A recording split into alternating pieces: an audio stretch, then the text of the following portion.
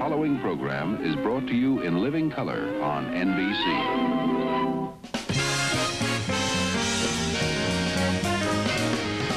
From Hollywood, The Tonight Show, starring Johnny Carson.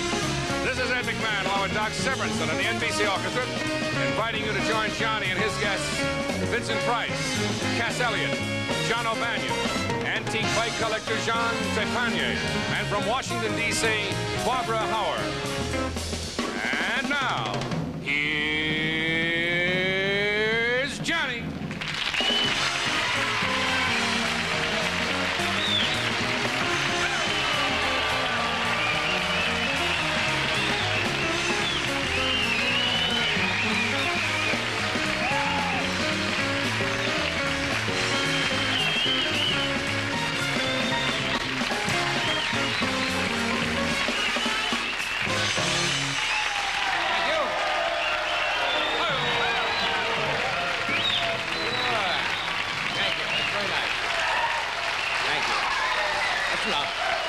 Thank you. Now, sure. Now, come on. After you get what you want, what happens to me? You won't respect me in the morning. I believe a man is innocent till proved guilty, right? Right. So please withhold your judgment till the monologue is over. Well, let's see. High star person. See. Tutti frutti or vanilla? You look like the roommate from the man from Glad.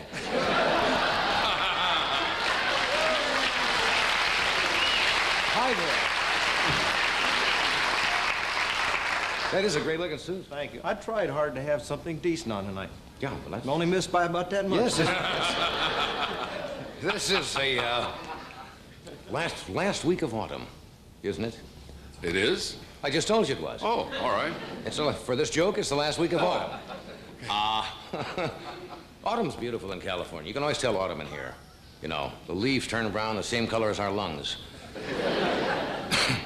That's You'd throw the calendar upside down for that joke? That's right. For that joke, I made it the last week of autumn. You sound good tonight. No, you're going to be good. Now, you see, last night we had an older crowd. Yeah, no, we did. This is a nice, good-looking young crowd. Last night, you can always tell when you...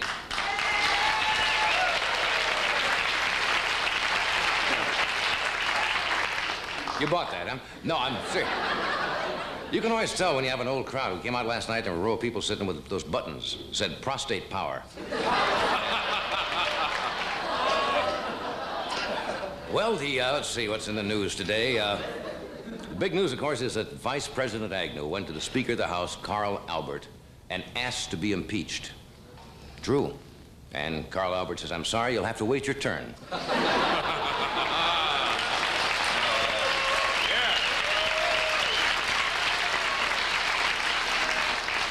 I think we should mention that tonight starts the first night of the Jewish New Year, Rosh Hashanah, which is, yes, it does.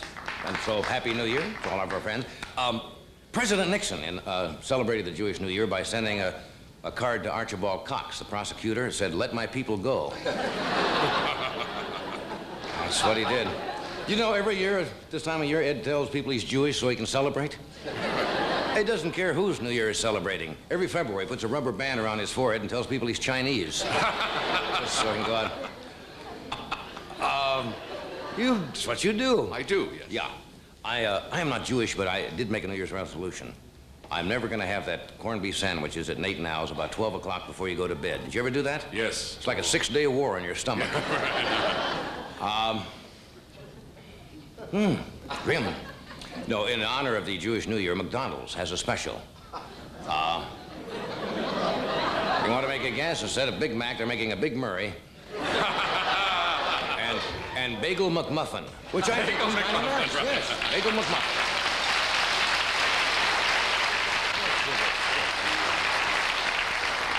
Isn't it nice the astronauts are back? They're all back safe. And they set all kinds of records up there. Most time in space, most time on the spacewalk, most pictures ever taken of the sun, most glasses of Tang without spitting up. That's one of the records. Remember how everybody is so blasé about the space shots nowadays? How many of you saw the recovery? Yeah, are you serious? A few years ago, the networks would interrupt, 10 hours before splashdown, cover all of that, right? None other 10 hours afterwards. This time, right in the middle of splashdown, NBC interrupted to cover Yule Gibbons spitting up a petunia. That's all it's they've been gone almost 2 months, wasn't it? Yeah. And they had a lot of catching up to do. They want to find out, who's first place in the American League, who's first place in the National League, who's left in the White House. And they were up there 59 days. I don't stop, friends. 59 days, and of course, no women. And scientists are, Now, wait a second, I'll get to it. Scientists are making a lot of tests to see if they have any, signs of, physical impairment because of that space up there. They did make an astounding discovery. They'd never seen a space helmet with horns on it before. That's what the doctors found. Did you know they took 77,000 pictures of the sun? You know why they took that many? No, why? They had to take that many till they got one that wasn't overexposed. They were shooting right into the sun, you see. The next trip is going to be in November. Did you know that? Yes, The I next did. Skylab. I wouldn't be surprised if Nixon and Agnew try to get on this one. It's going to last a lot.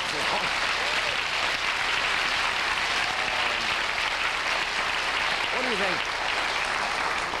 think? Here in Los Angeles and in New York and a lot of the major cities, they have 7 different television channels, plus UHF. Did you know one of the movies that was opposite us in Los Angeles last night on our show? I think on Channel 9. Bonzo Goes to College. Uh-oh. Now, if you remember those pictures, the Bonzo pictures, Bonzo was a chimpanzee, right? And they had things like a bedtime for Bonzo, Bonzo Goes to College, and all of those Bonzo pictures were directed by the producer of The Tonight Show, Mr. Freddie de Cordova. Yes. And you're...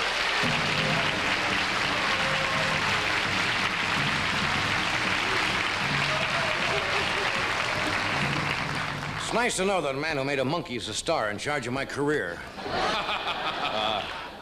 Fred, I'll make you feel at home.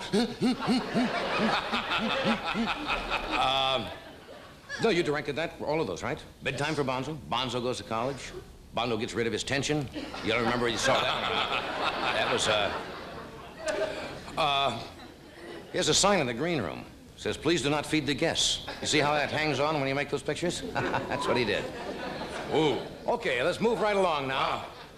No, we do have a exciting show tonight, don't we? Yes, we do. Did you tell him who's on? Yes, I did. We have Cass Elliot with us tonight, Vincent Price, John O'Banion, a young lady with some interesting, I want to get her name right, Trepanier, I believe is the way she pronounces her name, with some antique bicycles, an authoress, or author, and what would she prefer?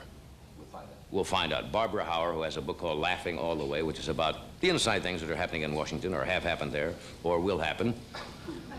Am I leaving something out? No, that's it. Any questions? This meeting is closed. We'll be right back.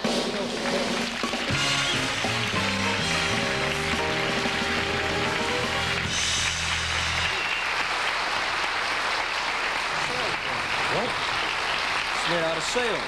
What is that? Really, that's This is my nautical suit. made out of sailcloth. Yes. Very pretty. So we stuck our little tootsies on the water, and we ducked under the waves we did. Oh,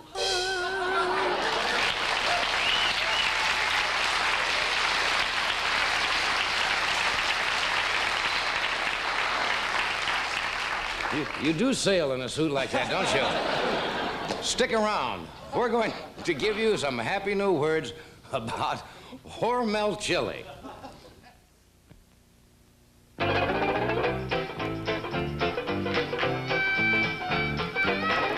hands, here comes chili.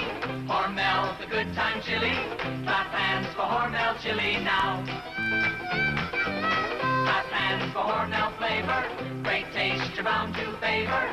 Hormel's the good time chili now. Oh, yeah. Hormel's the good time chili now.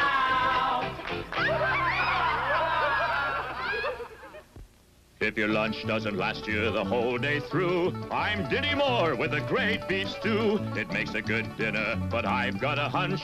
Why wait for dinner? Have it for lunch. It's meat and potatoes, good lean beef in a gravy rich beyond belief. Just try my stew. I've got a hunch you're gonna like having dinner for lunch. Look for my thumbprint on every can and have dinner for lunch.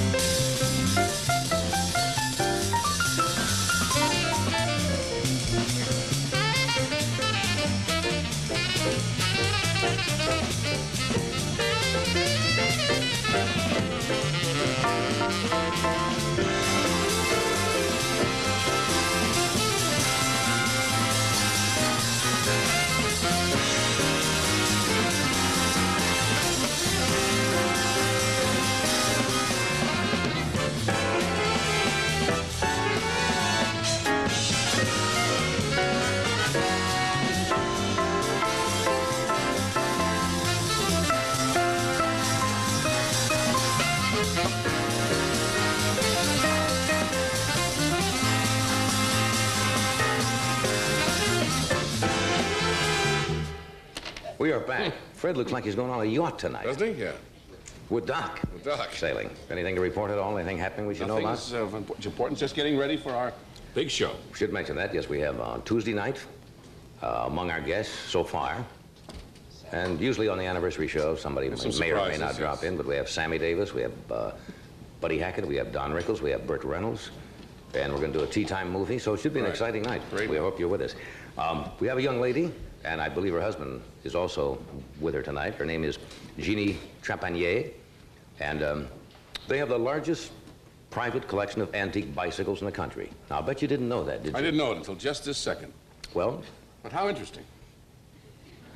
Well, it is. Somebody bothers. I mean, I'm serious. It's great that somebody bothers to collect these things. Else, why would we know about it? You certainly haven't saved a bicycle. I do have my bicycle at home. What bicycle? Your little tricycle when you were a kid? I didn't save that one, but I do have a bicycle at home, and I ride frequently. There's been a renaissance in bicycle riding in this country. Oh, yes. Because it's good for you.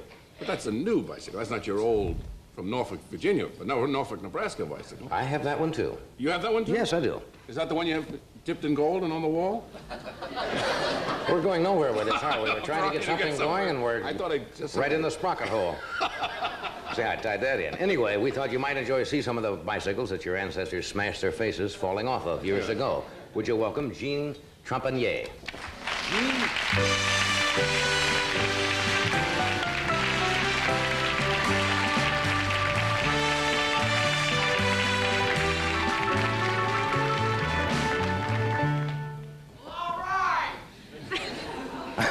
We got a very Victorian audience here tonight. That's what they wore, isn't it, when bicycling was an early fashion? Yes, it is. This is a genuine ladies' antique bicycling costume of the 1885 period. 1885? Mm-hmm. Now, when you go out and you ride bicycles, you wear that, or? I only wear this when I ride my antique bicycle. The antique bicycles. This is rather an unusual collection you started. What got the interest started in collecting bicycles? Well, my husband's a born collector. Yeah? And he started collecting when he was 9. Just odds and ends. And then he bought a buckboard by mowing lawns and working. And then when he was 11, he traded it in for a 1914 Studebaker. Got his parents to drive him all around in it. All right. Then one thing led to another, and he started collecting automobiles. Bob's a great swap meet goer, and he was there one day, and this man had a pamphlet on antique bicycles. He wanted it.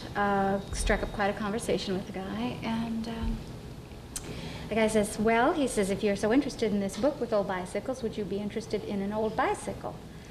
So he says, sure. That's all it took, huh? That's all it took. That afternoon we went over, and that's where we found the beginning. Is this where you find most of them? You go to these kind of swap meets, and then...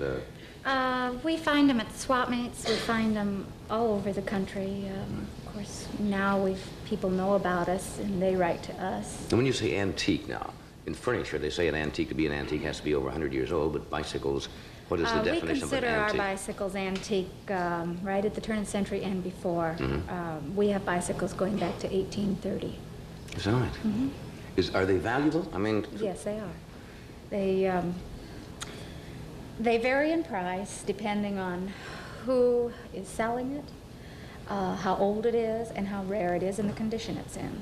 Could you tell if somebody forged, you know, furniture forgery and stuff like that is very popular. How could you tell if somebody, a clever metal worker or something, got together, and are there certain things you have to know about them so you don't get... Bob can spot them. Is that true? You can spot the phonies, yeah.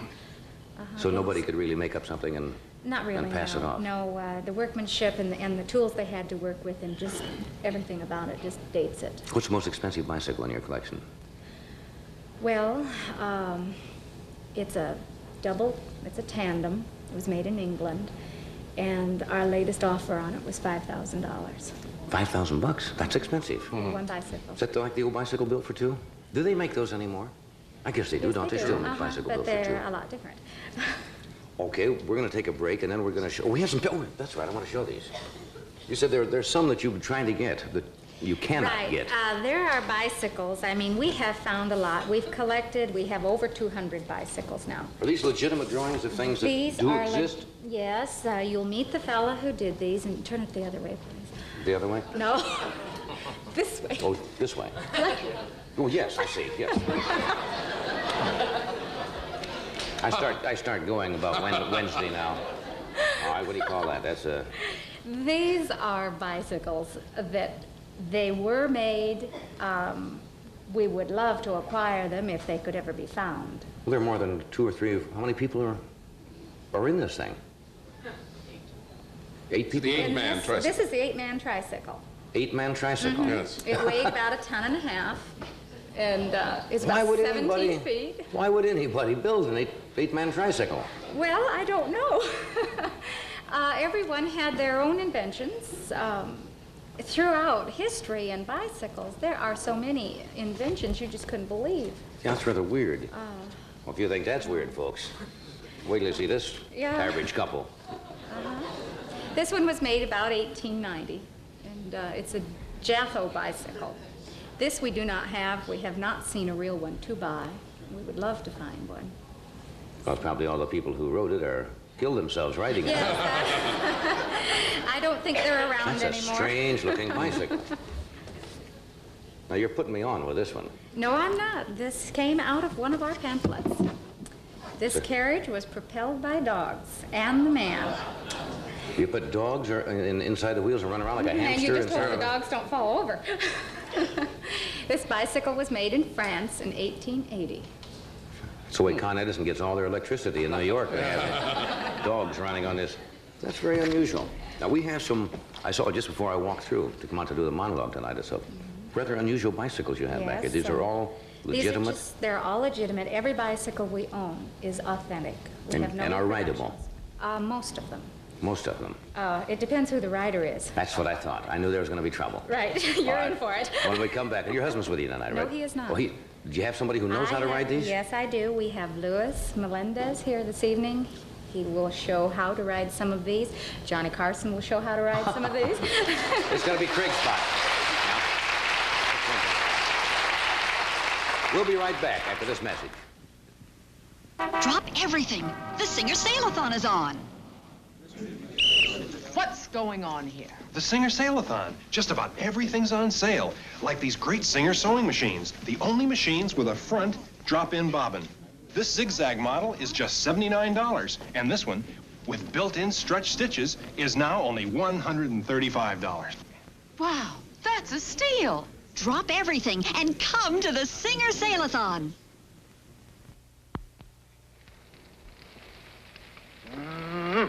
To me, steak is something mighty special.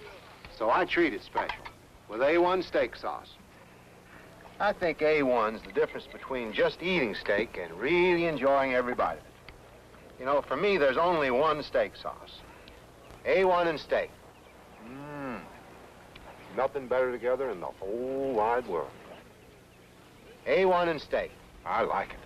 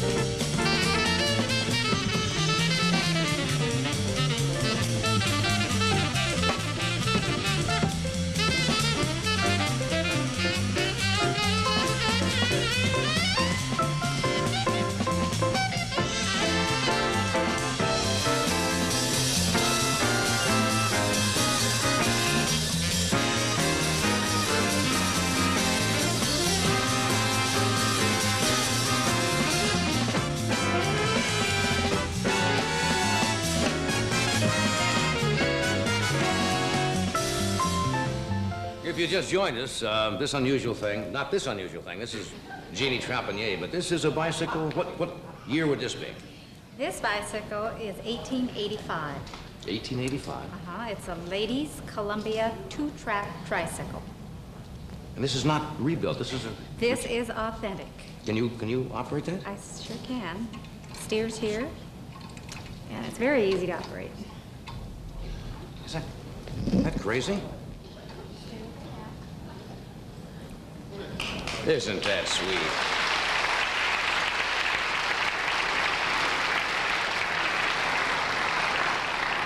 Why don't they make those anymore? I don't think we have craftsmen smart enough anymore. That one looks like it's fairly easy to ride. It's very easy, yes. Like a training wheel for a 747. Coming back here. You can't reach back here, can you? We'll be back there soon. Okay, what are some of the others? Well, I'd like to introduce Lewis to you at this Okay, time. where's Lewis? Lewis will be coming out on his 1885 Columbia High-Wheeler. Good. Oh.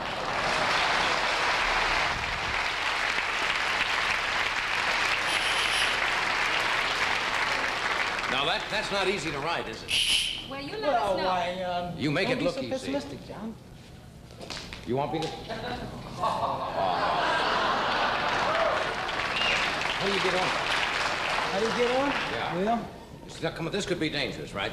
let me turn it around this way so they can see the trick step a lot better. Well, there's a little step on on the small Well, wheel. here's a step here called the trick step. Yeah. And the beginners generally get on this way. Right. I think it'd be better if I tried. Okay. Put one foot up here. 1 foot there. Now, when you learn to ride this thing, you have to just grab the handlebars like this and Push scoot off. along and stand up on the trick step. Right, And and learn then- to, balance on it. After you've been a little familiar with it, you do something like this. Oh,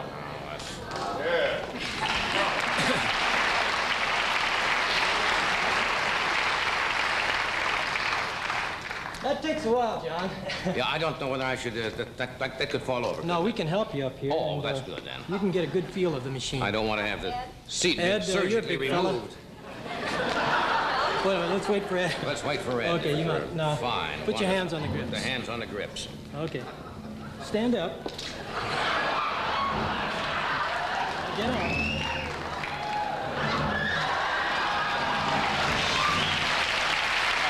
Okay, now put even pressure on the pedals. Yes. You let me know when you want to go. What? If you want to release, we'll release. No, don't let me go.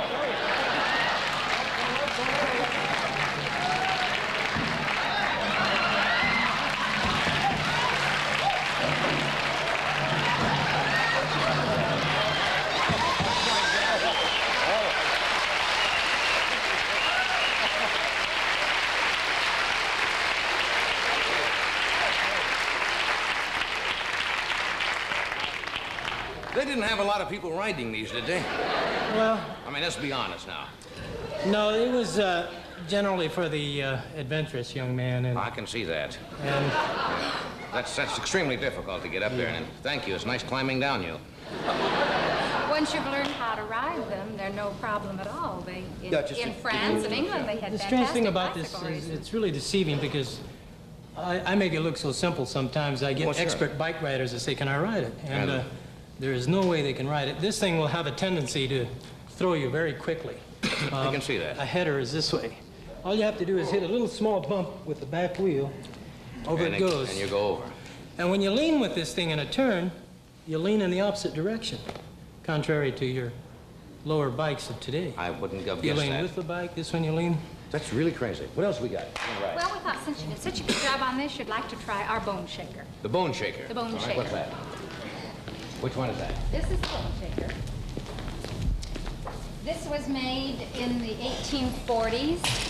It's made of all hand-forged iron All iron and wood, and wood. All right. and it's very heavy. And very slick. This, by the way, is the first bicycle with pedals. Good heavens. That's all This metal. one weighs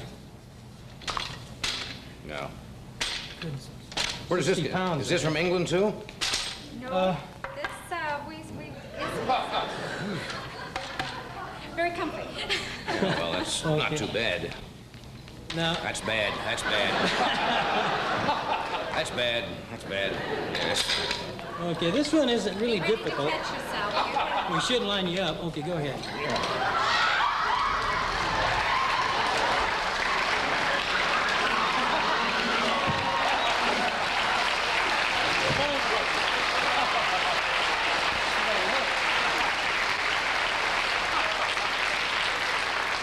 Give me something easy.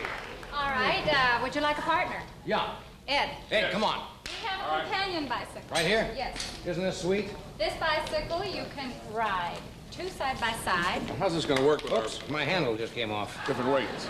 The weight Ed, makes no excuse me, let me Yeah. take the grips off because they're kind of loose. We don't have them. A person can ride this double, or one can put the seat in the center and ride Hi, it big single. guy. Hi, fella. You live in the neighborhood? Let's go to Oxnard. No, this... How about our weight? I'm much heavier Makes than no John. difference. Makes no difference? My husband is large, and he rides with my little daughter on there. Okay, you all set? Yes, sir. Start pedaling. Okay, push Work off. together. Have you made up your... Another fine to mess help you've me. gotten me into. Teamwork. Well, I was just Have you made trying... up your mind who's going to do the steering now? Yeah, who's going to steer? Who's gonna steer? Well, you've been doing it for so long. I'll steer. Okay. This time I'll steer, and then later you could steer.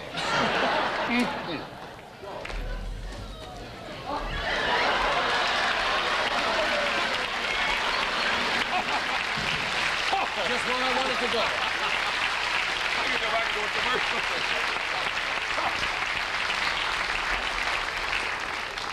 It is crazy. That's really crazy. We You got want another one? something real easy? Yeah. All right, Lou, how about our Bellmobile? Is that very easy? What else? Is that this one here? Yes, Well, this looks nice. it's very light. This is a child's tricycle. Well, that's easy. That's... And you can see the principle of the drive. Both treadle and seat propel the bike. Oh, ho, ho! Ah-ha-ha! You've got to keep your feet moving and then bounce with it. In other words, you don't pedal normally. No, just push back and forth. I'll have to give you a shove to get you right.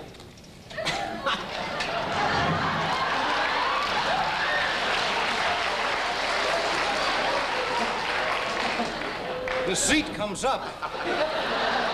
And up.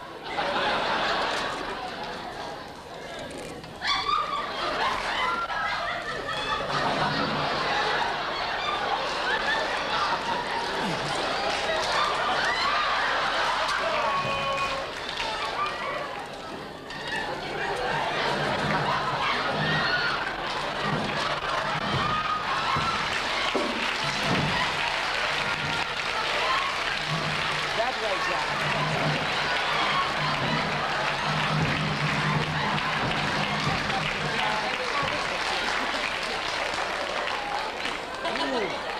Ooh. That's the funnest bike of all. Ah, that is really insane. We gotta say goodbye? Yeah, I thank you so much for being here, Jeannie. Thank you. Oh!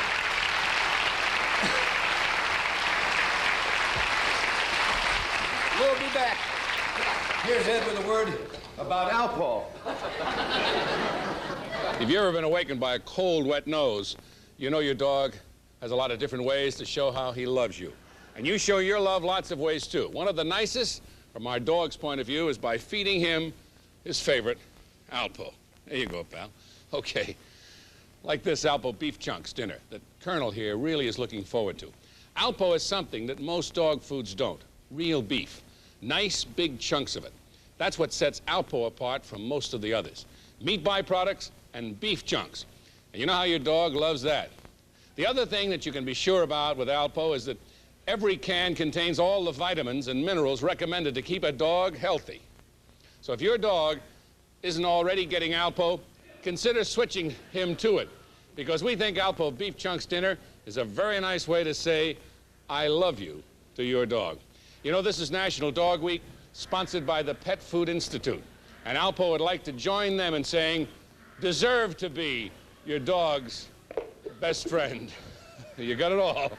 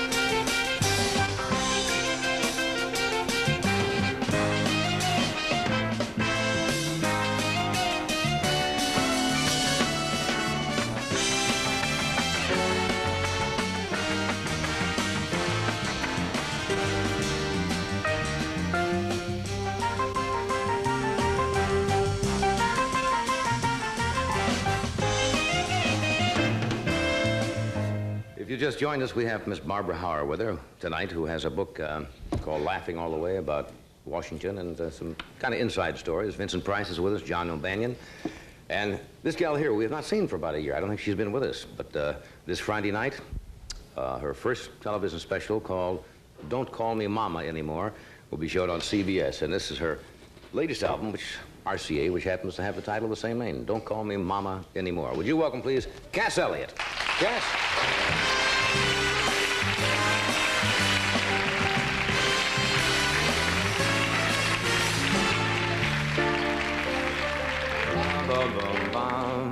Good evening. All right, I won't call you Mama anymore. I hope not. You give up the Mama, Cass Elliot. Yeah, I'd like to have it. Some people think my first name is Marmalade. There was a period in your life, and yeah, it's gone now, and I would like to, you know, to have a last name like a real person. Like a real person. Yes, like a real person. How have you been? It's been a long time. Well, one of the reasons it's been a long time is that I fell down in my kitchen and had a football injury. You know, last time I was on the show, we were talking about how I was in love with all those football players. Yeah. So I had to go out and get injured like one so that I could be one of the club. What did you really do? Did you take a I spill? tore all the cartilage in my knee. Just me and every other quarterback. I wish. Yeah, However. Did you have to go in and have that? I had surgery done, and... I'm sorry. So was I. Yes, of course. Amazingly enough. Because that's smarts. Smarts. And then these guys go back to work, you know, like in 6 weeks. They're back out there, you know. You ought to see what poor Joe Namath goes through before a football game. People would not believe it. Now with the braces, steel braces on his legs, on his knees, and not fun. all I trussed wouldn't up. recommend it if you're looking for a little fun. Go to a drive-in. It's better. All the accidents, everybody who gets hurt happens in the home, right? Most of them. Somebody that's what falls they down in say. the bathtub or the kitchen like that. Yeah. Were you excited about your special coming up? Yes. Did you have fun? I really did have fun. I know Dick Van Dyke is on the show. Joel Gray. Joel Gray. It's the first time I've ever done a show that I had a little bit of control over, you know, and... Did what you wanted to do. For the most part, and I saw it yesterday, and the first time even when I've done this show, I never watch it. Why not? I'm nervous, you know? Oh, come on. Oh, come on yourself. You've been doing it 14 years. You're not nervous. You don't care. No, not 14, not yet. Oh, well, 11. Scratch 2 11. or whatever. But, I mean, I get nervous, and so I never watch myself, and I went yesterday to a screening, and I saw it, and it's okay. It's okay. Yeah, some of it's real good, and some of it is, but that's all right. It's good. Yeah. Well, Joel Grill is not bad, Academy Award winner. Yeah, not chop liver. Dick. Somebody said you got... Maybe he is chop liver. Somebody No. said you had the animal. Oh, Gentle Ben. Yeah, now what? Gentle Ben, the bear that was in the... The bear that played Gentle Ben, whose name is actually Bruno. See what happens to Hollywood? They come here right away. It should be get the an other way agent. around. The agent says to the bear, you know... And It should be the other way around. The bear's Ben's agent too is a plain. beaver. You didn't know that. Says, why don't you change your name to Gentle Ben? He is a beaver. Yeah. I've met him. Why did you have Gentle Ben on?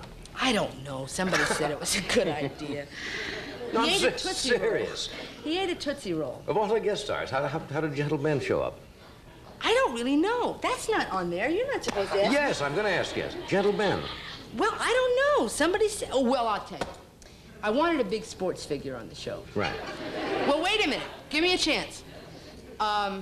Because, you know, I love sports. Yeah. Right now, I came on the show one time and said that I was really in love with Jack Snow, and nothing happened. That's You remember right. that? Now, I've sort of got this sexual fantasy about Fred Biletnikoff from the Oakland Raiders. You always go for receivers, don't you? I certainly do. You ever not just... And Yes, I'm it's- glad you asked you're in a that. pattern there. And so we couldn't get anybody like that, so we decided to get Secretariat because he's, you know, the horse of the year, and he's a, you know, the horse does not do television. He's a very exclusive horse. Probably holding out for his own show or so something. we got, you know, yeah, probably his own Yeah. series. They just walk him around and pay him a lot of money. I imagine they would be scared to take that horse into a building, you know, or anything like that, because if it breaks a leg or something, Yeah, he could hurt himself. it's all over. Yeah, but, you know, he don't have to race. He can just, for a lot of money. What would you have done if you'd have had the horse on the show? I don't know, actually. You know, after You're getting back to... like this, and it's all over. He counts to 3. And Well, he's been offered a lot of money to go to Las Vegas, of all places, to just walk him around on the stage for 15 minutes. He's Are you been serious? offered more than I make in a month. that's incredible. Aren't we in the wrong business? If Just- my legs were just a little longer, I don't know. Just to look at the horse. Just to look at the horse. But he's a great horse. Yeah. He's pretty. Somebody told me you had back in your hometown, they held a day for you. They had Cass Elliot Day in Baltimore, Maryland. Oh, that's a kick, isn't it? And we had a parade. Oh, it's a great kick. We've been preempted in Baltimore. The special is not showing in Baltimore until 5 o'clock the next afternoon. It's been preempted by some other show. I'm really mad about that. Why's that? I don't know why that is. Do they have a baseball game or something back there that day? It's actually Alistair Cook. So when I get to England, I'm going to punch him in the mouth. Preempted in your own hometown? In my own hometown. We even had the mayor and everybody. And just, you know, and it was signs and a parade and...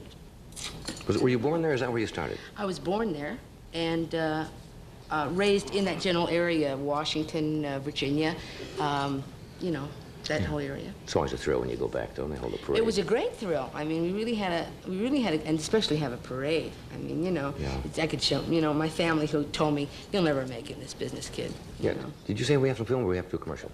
No. Would you have a piece of film? Is this from the, Now, I have not seen this. What's so this don't from? expect me to be blastingly witty here. From the big day in... I didn't know we had any film. All right, let's see the big day in Baltimore. Every day you learn something new. They'll probably preempt this, so they won't be showing it. There it is. Isn't she wonderful?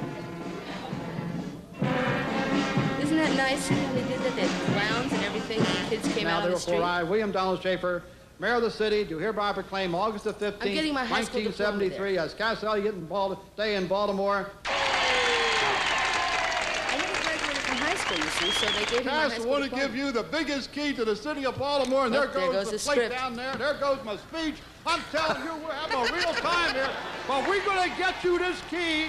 We're going to get this key to you no matter what. Bring my... He was really wonderful. He really was wonderful.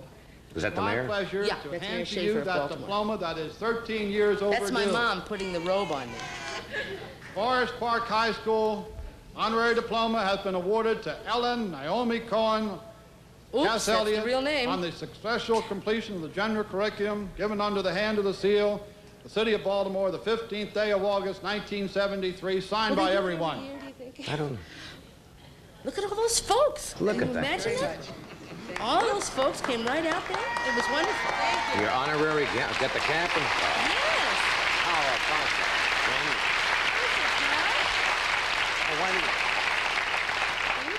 Why didn't you ever finish high school in Baltimore? Actually, because I wanted to go into show business, and I had taken all these courses to go into medical school, and I was accepted into medical school, and I thought if I didn't graduate from high school, they couldn't send me to medical school. So I quit 2 weeks before graduation. But I wear my high school ring all the time. I'm crazy. What can I tell you? Got your still high school ring? So I wear my high school ring, and then they said, we're going to go back. We'd like you to come back. I said, I'll come back on one condition, if you give me a diploma. So I think that's they kind of did. right. I did the same thing when I was in college. I cut two courses and didn't finish the exams and had to go back and do it later because I had a job at a radio station. And at that time, that sounded like the thing to do.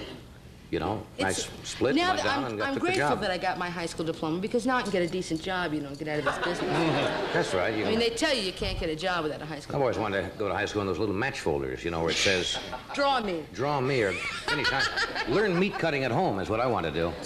So There's no meat. then you always have a job. We'll be right back after this word from Celanese. Yes, we will. Kitty, Wanda, I just saw my song. Now we can take our show downstairs to Broadway. Oh, that's terrific. Was it the Coat song? Sure. Well, let's all sing it together. Okay. It's a playable, stretch ball, comfortable kind of a day. Da-dee-dee, life is woven with Fortrell, and we're living the action-packed way. Fortrell polyester. It's tailored, trim, and you can bet that the shape you see is the shape you get. Belted, welted, cinched, or trenched. How luxurious, washable, wearable, kind of a danceable, wonderful, wrinkle-free kind of a day. Raincoats woven of Fortrell polyester for comfort, stretch, and action. Fortrell. Look for the name on the tag in the store.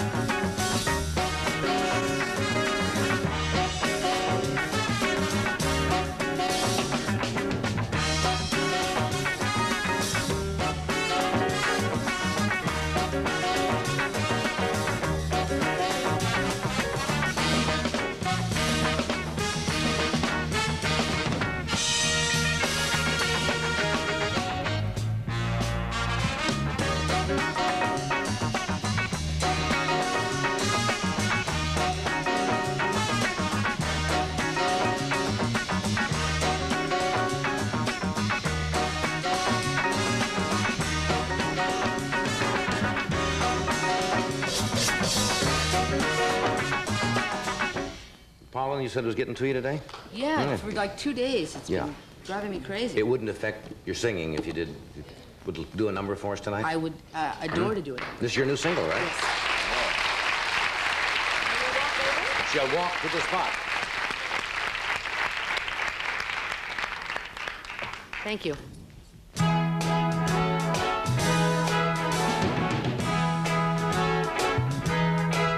I'm coming to the best part of my life, catching fire, climbing higher. There's nothing I can see to hold me down. I'll keep trying till I'm flying, and I'm feeling no pain. There's a song that's hung in my brain. I wanna sing.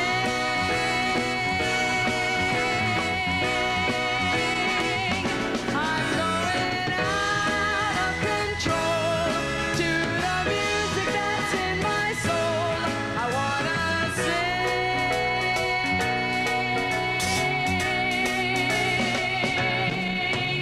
Today could be the best I've ever known. If I take time, I can make time. I'm going where I've never been before. Won't be long now. I'm getting strong now, and I'm feeling no pain. There's a song that's hung in my brain. I wanna sing.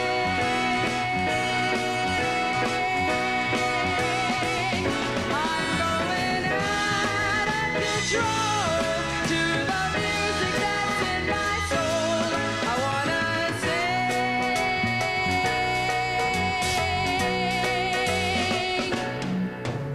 I finally feel the future's on my side.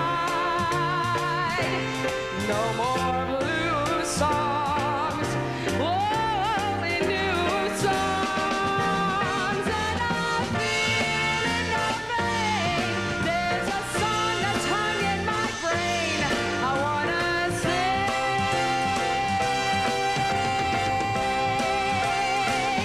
I'm going out of control to the music that's in my soul. I wanna sing.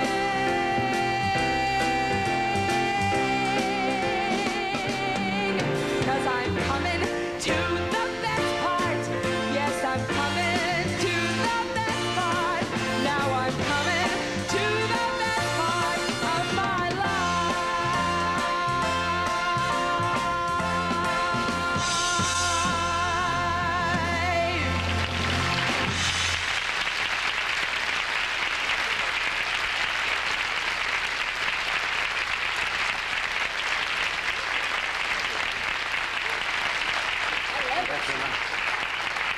I tell you, that's kind of how I'd I not feel. heard that before, but that's a good song. It's really the way I feel. Things the are best going part. so Everything is- good for me with the special and the new album and everything. Yeah, that's great. That I'm real excited. Did you ever have a period in your life where it was the other way, where you said, Yeah, forget it? yesterday was grim. Moody, huh? Oh, and my nose was, Hey, thanks for doing that. That's nice. Hope it's big fun. for you. We'll return in a moment. We have a word from General Foods, and then Vincent Price will join us, John O'Banion, and Barbara Howar. This is part of my work. With a PhD in biology, I teach and do research in immunology. As a mother, I also try to do a little research before I buy anything for my family. But I must admit, my boys were the ones who introduced me to Tang. They wanted it because they loved the way Tang tastes. And when I saw all the vitamin C it contained, I had to say, okay. Now Tang fits right into my home. The astronauts aren't the only ones who drink Tang. We Americans love coffee, but coffee can be bitter. Bitter, bitter, bitter. You could even see a bitter cup of coffee on a man's face. To take some of the bitterness out of your life, switch to Sanka brand decaffeinated coffee. When we take out the caffeine, we also take out a lot of the bitterness, leaving just a good, smooth-tasting cup of real coffee. Sanka decaffeinated coffee. If it's less bitter, it's better.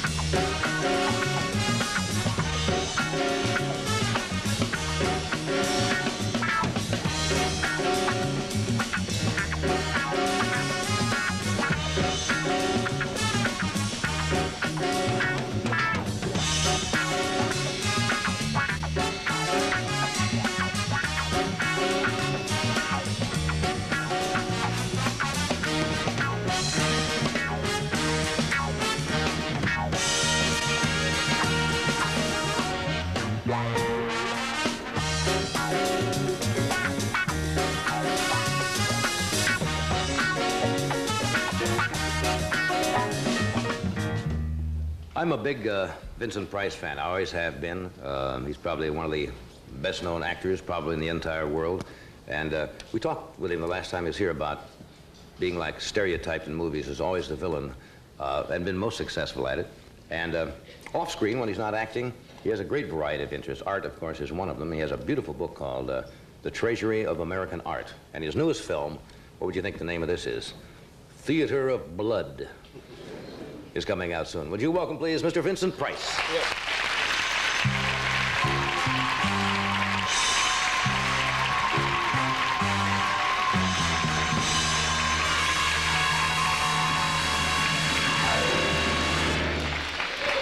Good evening.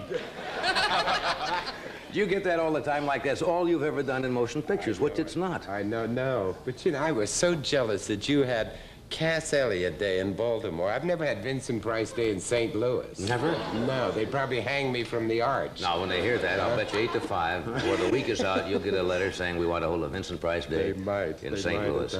I saw you the other night talking about typecasting. It was a Western. Yeah. You played a feudal land baron. Remember that picture? Dragonwick. Yes. Yeah, it was a good picture. Yeah, it was a good picture. Yeah. And you were nasty and mean and evil. But lovable. But Johnny. cute. Sweet.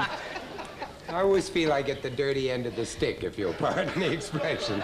No, I think, we talked about this once on the show. I think the type of thing, and you love doing them. Yeah, they're great You love fun doing to do. those. It's like because everybody loves the horror stories and the mystery stuff. And they're timeless. Yeah. They're not dated at all, right? Well, you know, you get to play such different kinds of parts. I mean, the hero is so dull. You know what I mean, huh? Yeah, the good guy is always... Yeah, but the hero's usually a fairly dull, straightforward guy. He's got to be good. But in Theater of Blood, for instance, I play 8 Shakespearean parts. Now, I'm an old Shakespearean ham actor, and I don't win the Critics' Circle Award. So, to get even with them, I kill off all the critics. One by one. Yeah, but the lovely thing was, you know, that when the English actors read the plot of the picture, they all wanted to be in it. Right. And so we have 12 of the best actors in England. Robert Morley and Dennis Price and Diana Rigg and Coral Brown. Fantastic people in it. And I knock them all off. And go around one by one. Yeah, one by one. Each one according to a play in Shakespeare. You know, that's really a kind of a tour de force for an actor to be able to do something fun. like that. Do people, when they meet you, I heard you talking to a couple of the fellows in the hall, I was in the makeup room, tend to associate with you all the time, or to frighten people? Karloff used to get that question all the time, and he was a gentle, kind man, was a lovely, quiet man. A very you know. sweet man. I had a wonderful thing happen the other day in an airport. I was sitting minding my own business, and this girl came up to me and she said, "You're not, are you?" And I said, "I'm not who?" And she said, "Boris Karloff." And I said, "No." I said, she said, "You're not Boris Karloff?" And I said, "No, he's dead." And she looked at me and said, "He is," and walked away. Never asked who you were? Never asked who I was at all. Not exactly an ego builder, is it? It's one of the most humiliating things that has ever happened to me. He is, and she just split. Just went away. Didn't have the slightest idea who I was. She knew I wasn't Peter Lorre because he was short. Right. I wish we had that film clip. I think we talked about it one night on the show. And I think you were in that picture. Did you do a picture with Peter and Boris? And Boris and Basil. I did one called Tales of Terror. And another one, yeah, somebody saw it. And you know, this week in Paris, there's 7 of my pictures playing in a film festival. Can you imagine anything more depressing? Not a bit. I think that's great. People love that. Yeah, I think they do. They go all night long on the Champs-Élysées. There's nothing else to do in Paris anymore. But no, that film clip I was talking about, and I don't know who had it, but I saw it one night. And there was a scene where you were trying to break into a safe or something, and it was at the outtake. It was never in the picture, of course. And you were breaking up. Yeah. You were putting each other on. Now, there was something so strange about seeing you and Karloff and Laurie acting like children and giggling when this was supposed to be a very intense, diabolical scene, and all of a sudden somebody would do something to somebody, and you'd all sit there and giggle. But Peter was the most hysterical man in the world, you know. He had marvelous gags. We did a picture called The Raven. Oh, sure. And it was a wonderful kind of spoof. And as we were walking down, I always keep my folks buried in the house because it's very convenient. I can get at them, you see. Right. And so we were going down to get a little hair of a dead man down in the cellar. And when we got down there, Peter went along this great balustrade and all of this marvelous stuff, you know. He said, I guess it's kind of hard to keep these big places clean. And so we got down there, and I opened up the coffin, and I reached in, a hand came out, and I said, down, Daddy, down. And I got a little bit of hair and said, forgive me, Father. And I said, I keep him here. And Peter said, here? Where else? Yeah, he was a nice man. You never said a word in the script, but it was very funny. Yeah. Hey, the book is lovely. I was just looking at it. It was a lot of work, but it was great fun to do. I know of your great and tremendous knowledge of art. Well, I'm fascinated by American art, you know, because I don't think a lot of people think there is anything called American art. Yeah, if you ask people to say to name painters right away, they start thinking they're Rembrandts and Renoir, French painters, and so forth. English painters, but there is a really very, very real American art. As a matter of fact, I've just been invited to go to Poland. No jokes. Oh, no way. And to look at their picture? No. No. Oh, that's unfair.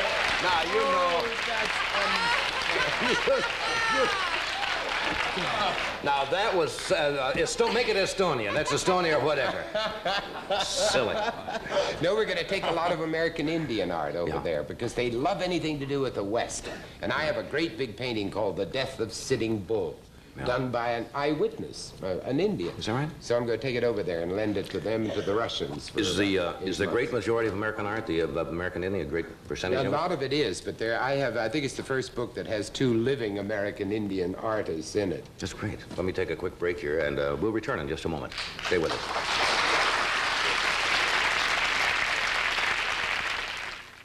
Scott's Liquid Gold has the perfect answer.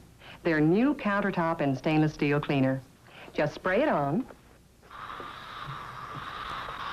wipe it dry.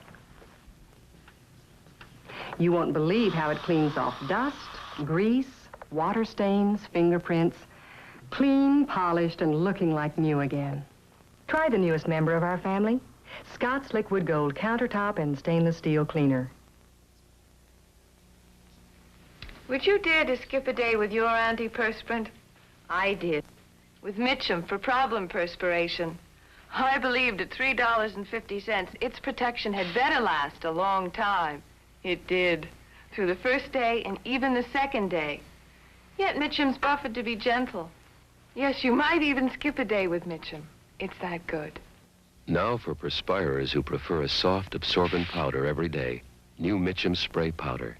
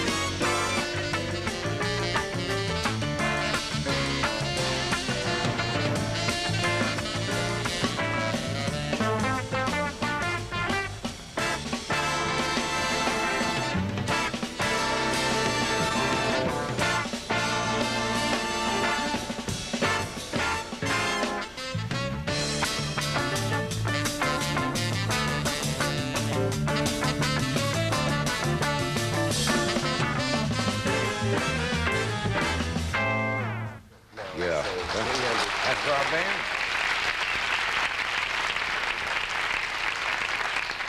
I was just looking through this Treasury of American Art. It's really a lovely book with the reproductions and everything. You know, usually when you say art, a lot of people get panicked because a lot of people aren't educated about art, and there seems to be almost a revival, at least in this country, of now people becoming conscious of paintings and wanting to have them and enjoy them in their home. And yet people get very scared when they go into a gallery sometimes. Kind of uptight about it, yeah. Like if something is expensive, that makes it good.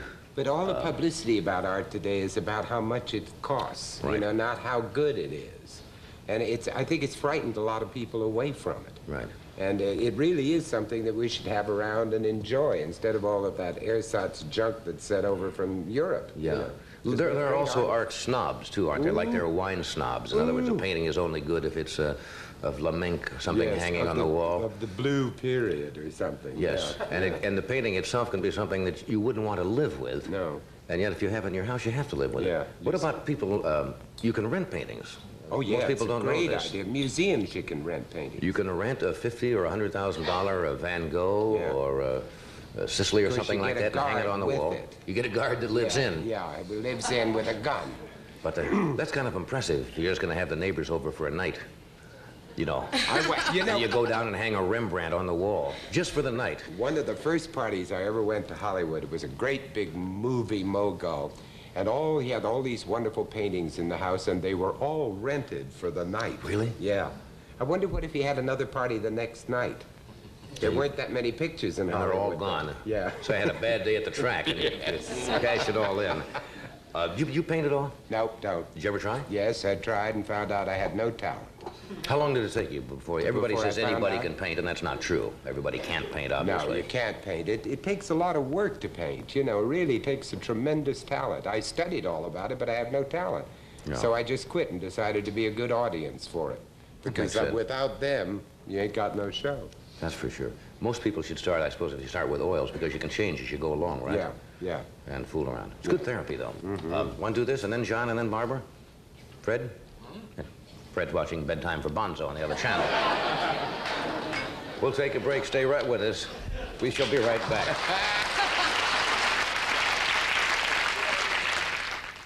As you know, your body is curved all over. We're going to take one of those curves and show you what happens on Simmons Beauty Rest coils.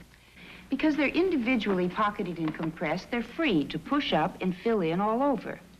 But at equal pressure, these ordinary coils don't fill in as readily.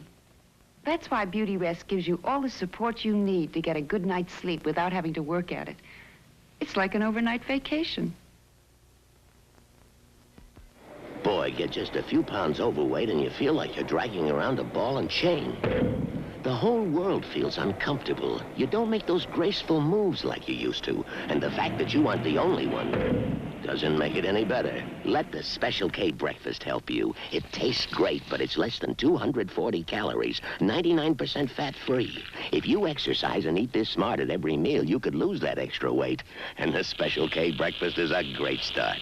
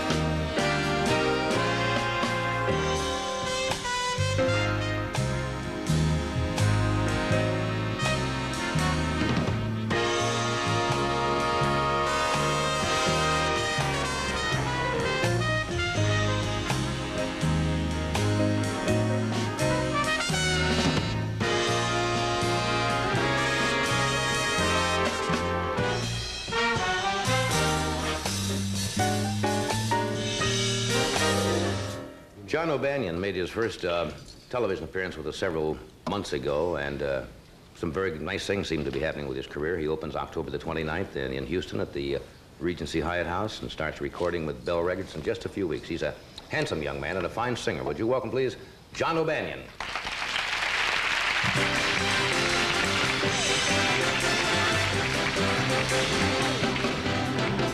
Everything has its season, everything has its time. Show me a reason and I'll soon show you a rhyme. Cats fit on the windowsill, children fit in the snow. Why do I feel I don't fit in anywhere I go? Rivers belong where they can ramble. Eagles belong where they can fly. I've got to be where my spirit can run free. Got to find my corner of the sky.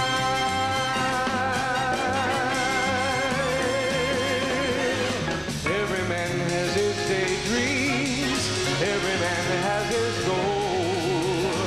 People like the way dreams have us sticking to the soul.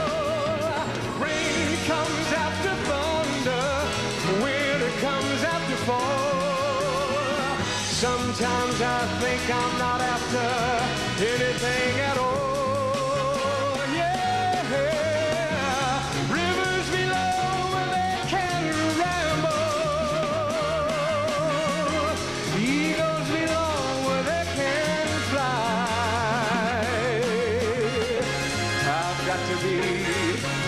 Spirit can run free. Got to find my corner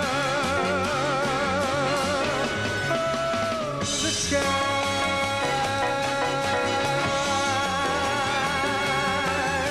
Maybe some misty day you'll waken to find me gone, and far away you'll hear me singing to the dawn, and you wonder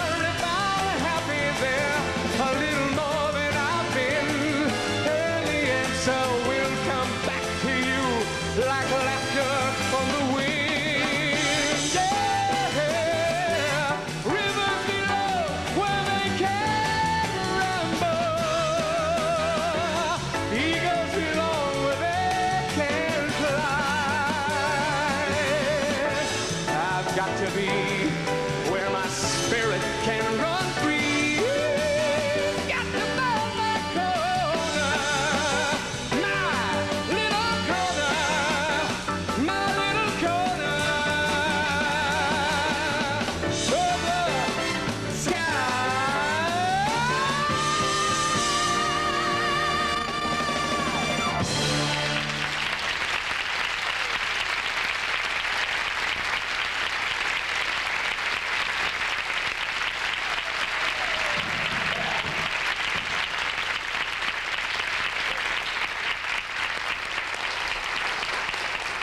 That's John O'Banion. He's a fine singer. I think you're going to be reading a lot about him because he also smokes in bed. Little humor there. After this brief word from our sponsor, Barbara Howar will join us, and we'll talk about her new book. Honey, this morning I'll make our pot of coffee. Thanks, but I want Taster's Choice freeze-dried. It tastes like ground roast. But for breakfast, we need a pot of coffee. So we'll make a pot of Taster's Choice, huh? I take out the basket, boil my water, then add Taster's Choice 100% freeze-dried coffee. You see how neat? No messy grounds to clean up. Can I butter the toast? For ground roast flavor, Taster's Choice by the pot. It's a neat idea. Take a good look at your wood paneling. Looks dull and faded. Well, Scott's Liquid Gold was specially formulated for wood paneling that has been dried out by heat, air conditioning, and sunlight. It's not a cover-up, but goes down below the surface to restore and preserve the natural beauty of fine wood. Liquid Gold cleans away dirt and helps hide scratches and water stains. Remember, for best results, don't use wax after using Liquid Gold. Use Liquid Gold regularly, in aerosol or liquid.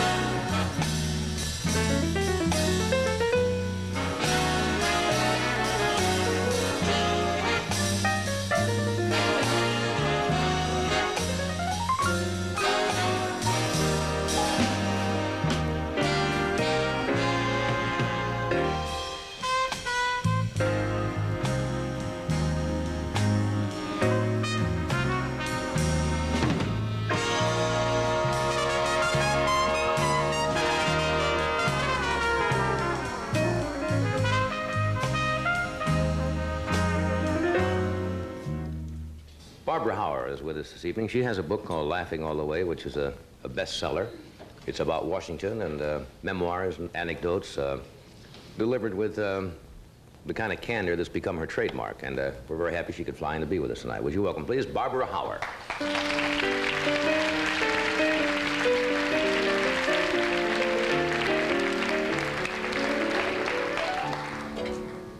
Welcome back. Thank you. I'm glad to be here. I must tell you, it's my birthday, and I want to thank Cass Elliot for singing the best song a woman who's 39 years old could have sung on her birthday. Today's the beginning of the best time of my life. Is Thank this your you. birthday? Yes. Well, happy birthday.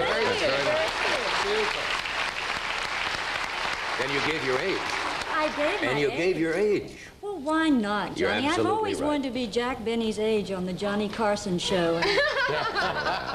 Well, I'll tell you, you're a striking-looking 39. Thank you really very are. much. I wonder why women always feel they're not supposed to tell their age, that we're supposed to be obsolete like a washing machine when we get to be a certain mellowness. I'm not so certain I'll feel so good about saying it when I'm 40, but right now at 39, it is the beginning of the best time of my life. I think if you're going to lie about your age, you should always say that you're older.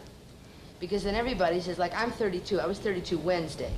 And I think if anybody asks my age, I say, oh, I'm 35. And they'll say, why, my goodness, you look so young. You're working at the reverse business, huh? Just add a few years. Absolutely. Last time, I enjoyed your book, first of all. And many people, you know, when a book comes out, normally look in the back to see. I'm sure they did this in Washington because many times they list the names of people or events alphabetically. So everybody turns to the back to see if their name is mentioned in the book, right? Right. But you don't have that, so I had to read the whole book to see if I was in it. And I was in the book. And I got the feeling, it was just a small little mention, but when you were here on the show some years ago, you said, now maybe I'm getting this out of context and you can correct me, that you thought I didn't like you, or something like that.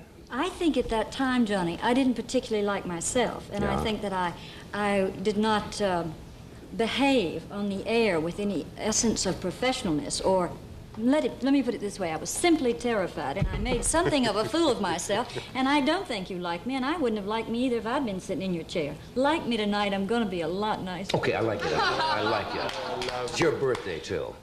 The book is fascinating. Have you got any flack from it at all? Are people unhappy?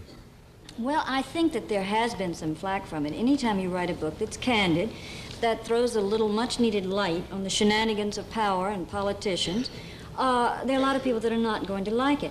But by and large, the people that I really am very hard on, I don't choose to see, nor do they choose to see me. And the rest of the people either take it very much in their stride, or as I say, we don't see one another.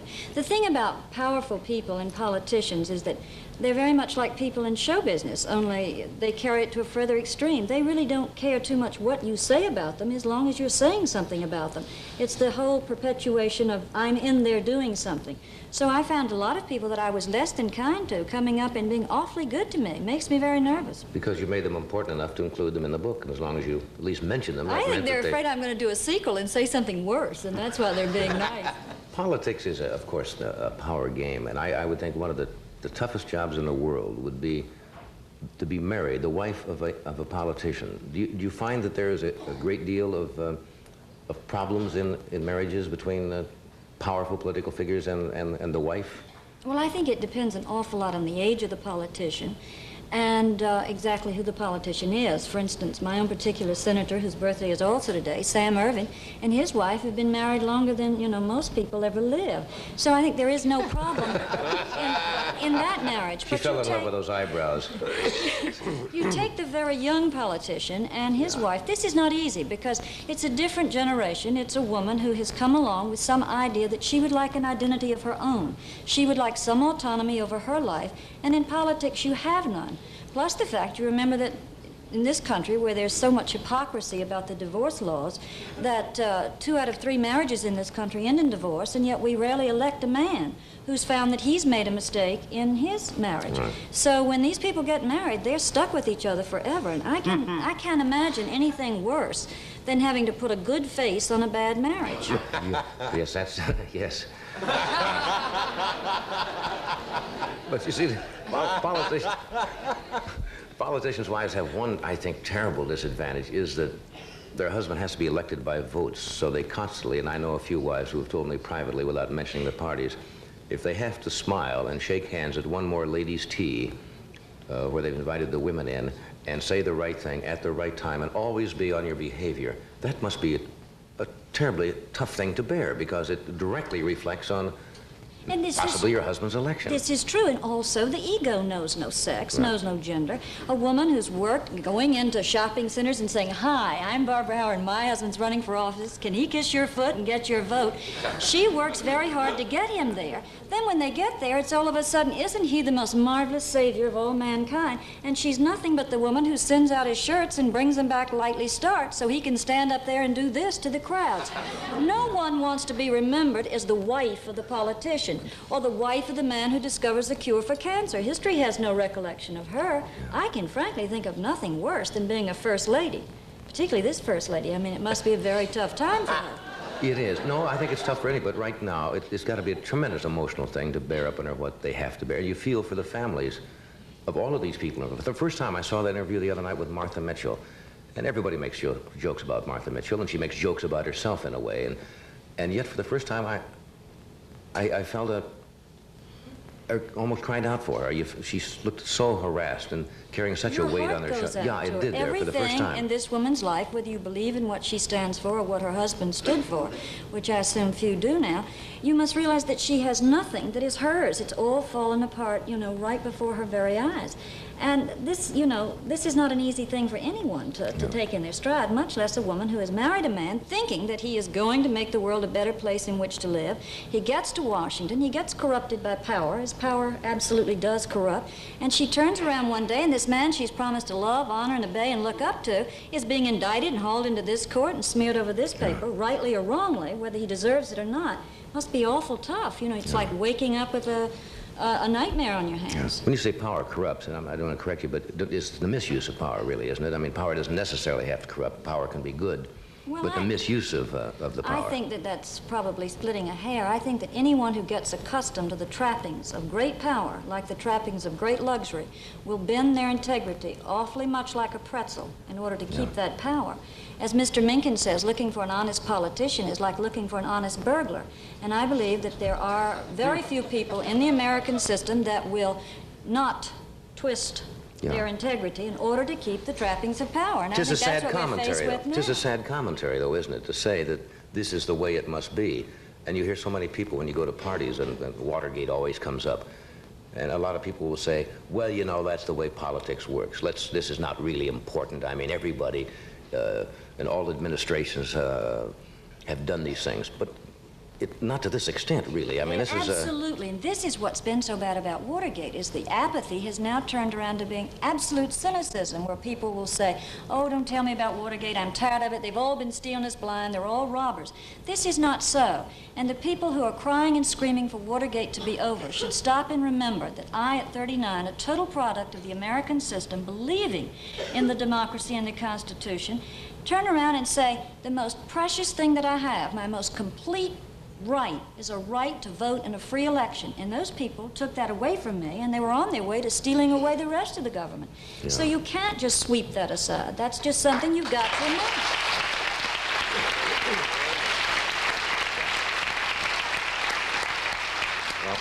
Well, you spend most of your time in Washington now, don't you? It must be a rather uptight place right now. It is so uptight. It is the most uptight place. And of course, the constant conversation now is about Vice President Agnew.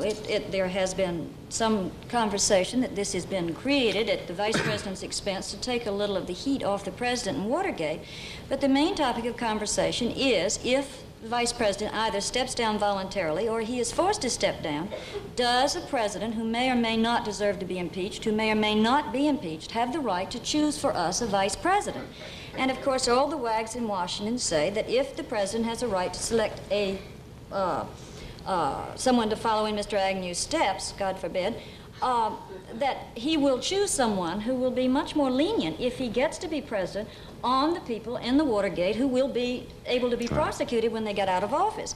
And the rumor is that the person that would be the most kind toward the Nixon crowd, the Watergate crowd, would be John Connally. In other words, they're already looking at this as a fait accompli. Absolutely. Everyone has an opinion. You go to a cocktail party. Do you want John Connally or don't you? Not do you want scotch, bourbon, or vodka. Do you want John Connally? On the rocks. I never cast a vote for John Connally. I mean, he, to me, has all of Lyndon Johnson's vices and none of his virtues. I have no desire to have John Connally thrust upon me. I mean, does anyone?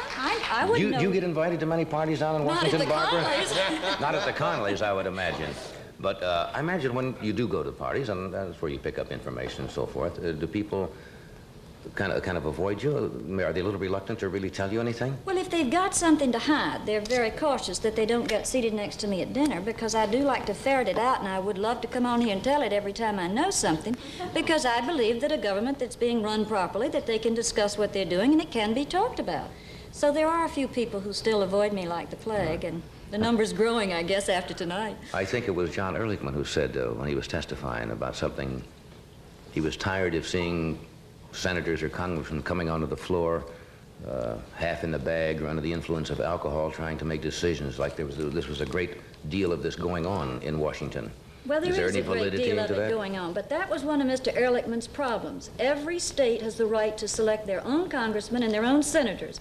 And if the state of Mississippi wants to put a boozer in office, that's that state's business and none of Mr. Ehrlichman's business, and he had no business to peep and pry on him and try to keep him from office. If you want to drink, that's NBC's problem. They put you here. It has nothing to do with Mr. Elliot. We have classes here. Ed goes to them every Saturday night at NBC to talk about this very problem. No, but he left the impression, you're right in what you say, they have elected them. He gave the impression that people were on the floor making decisions, you know, about what affects us in the country, and he thought that was wrong, and people should know about it.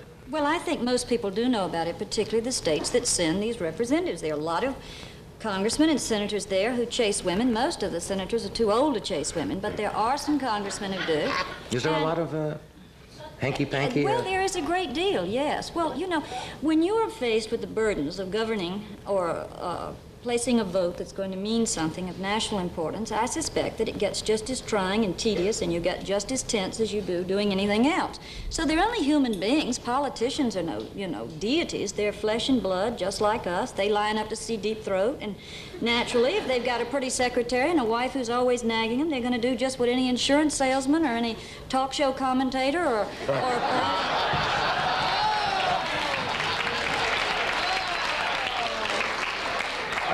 I try not to get too tense.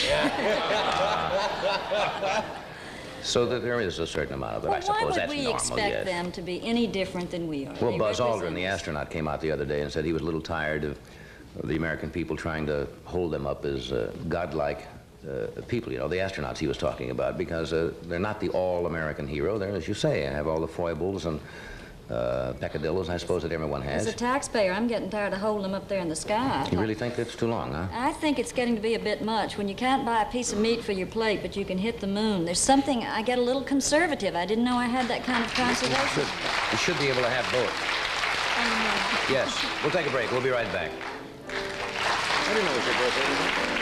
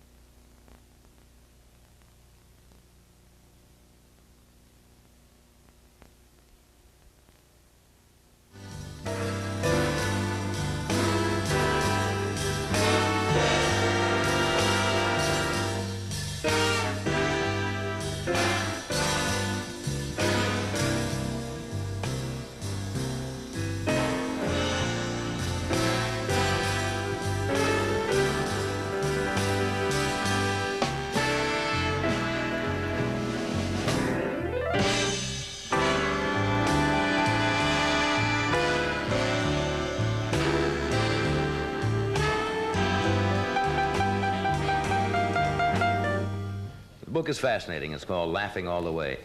Where'd you get that title? From E.E. Cummings. Looking forward into the future and backward into the past, I walk along the highest hills and I laugh about it all the way. What else from Washington can you do but laugh? That's not a bad way to go through life. Keep your sense of humor. Nice to have you with us tonight, Thank Barbara, you. and happy birthday. And Thank Vincent, thank you. And Cass, I thank you. And tomorrow night we have Michael Landon with us, Johnny Mathis. Will Chamberlain is with us tomorrow, and Cheryl Stoppelmore. Thank you. Good night.